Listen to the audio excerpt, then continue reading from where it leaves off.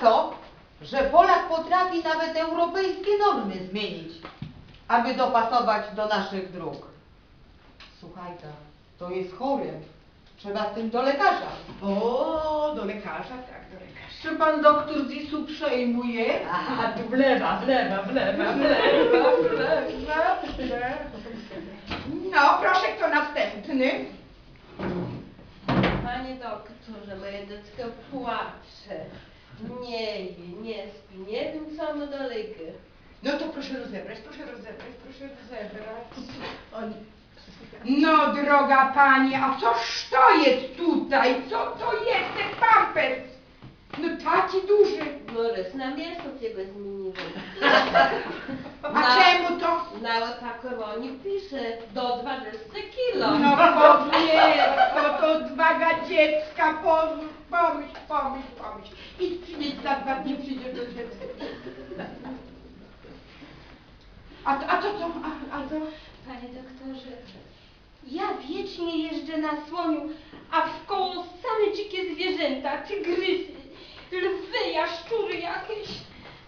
A gdzie to student jeździ na tym słoniu? Na karuzeli. O, na karuzeli. Co by tu mogło pomóc? Ja myślę, że gdybyśmy tak zastosowali magię szamańską, to by było dobrze. O! Jest szaman, jest! Pan szaman? Tak, ale ja się naszamałem. Ja tylko proszę o zmianę swojego imienia. Ale to nie tu. Ale panie To doktorze- do urzędu. A jak się pan nazywa? Mykająca strzała. A jakby pan chciał? Niesamowite. Czy mamy jeszcze kogoś? Ojej. A pan? Dzień dobry, panie doktorze. Dzień dobry. A pan jako mi Spodobane obcy.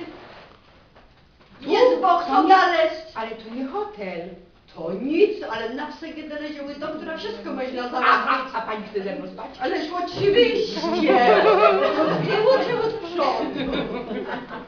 Brawo. Lekarz Irena Żółkowska. Pacjentka.